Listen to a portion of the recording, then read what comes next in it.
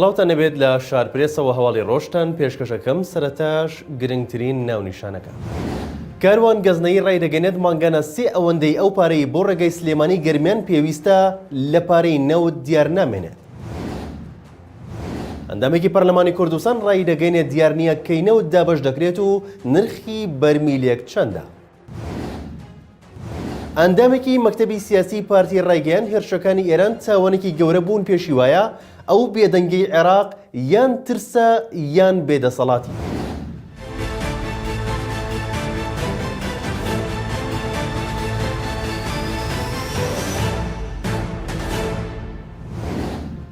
ئەندامێکی پەرلەمانی کوردستان ڕایدەگەینێت تەنیا ساڵی 2021 7,000 کەس بەهۆی ڕووداوی هاتوچۆ گیانیان لەدەستداوە.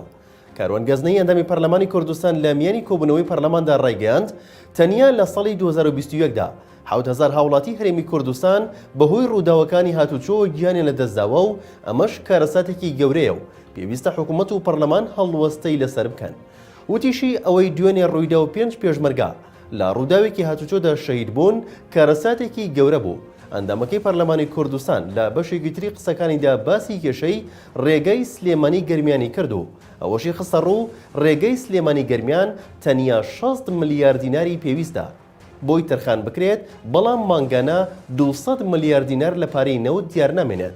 ئەو ئەندامی پەرلەمانی کوردستان داواش دەکات کۆبوونەوەی پەرلەمانی کوردستان لەباری خراپی ڕێگە و بانەکان و قوربانیانی ڕووداوەکانی هاتوچۆ ئەنجام بدرێت.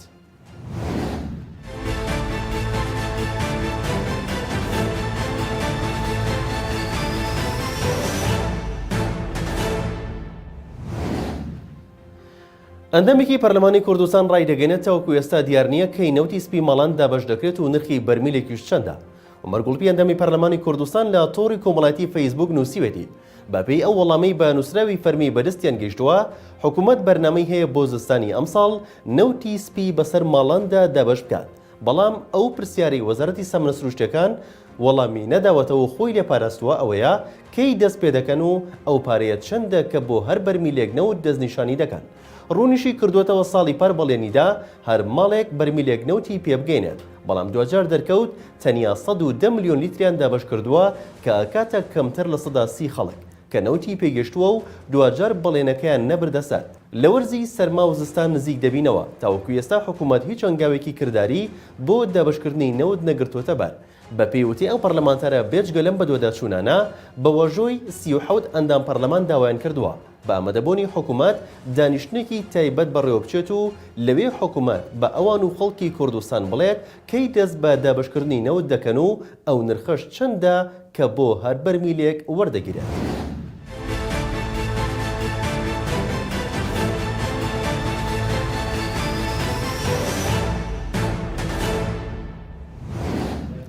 ئەندامێکی مەکتەبی سیاسی پارتی ڕایگەیان هێرشەکانی ئێران چاوەنێکی گەورە بوون پێشی وایە ئەو بێدەنگەی عێراق یان ترسە یان بێدەسەڵاتی.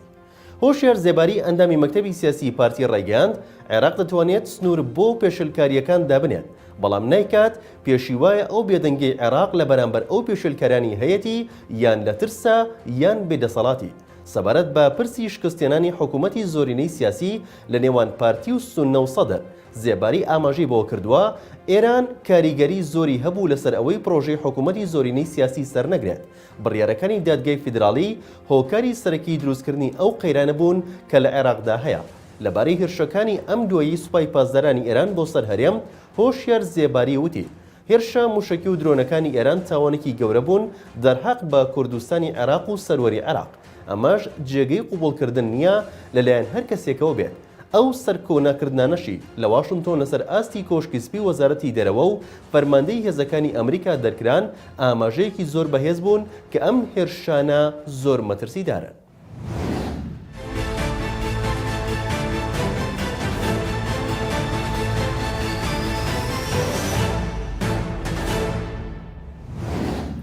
شاخەوان عەبدوڵڵا جێگری سەرۆکی پەرلەمانی عێراق ڕایگەیان پرسی یەکلاکردنەوەی سەرۆکۆمار لای مەسعود بارزانیە و دەژڵێت ئێمە سازش ناکەین بۆ هیچ لایەک لەسەر مافەکانی خۆمان کە ئێستا بەشدار دەبین تەنها بۆ ئیدارەدانی ئەم بارودۆخەی ئێستا و بۆ دروستکردنی حکوومەتی نوێیە.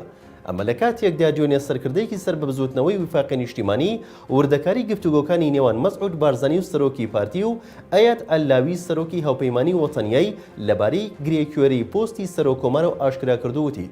بارزانی بە ئەلاوی وتووە پارتی سازش لەسەر پۆستی سەرۆکۆمار ناکات. هاشم حەبوبی سەرکردەی سەر بە بزوتنەوەی وفاقی نیشتیمانی لە لێدوانێکی ڕۆژنامەیەکدا ئاشکرای کرد.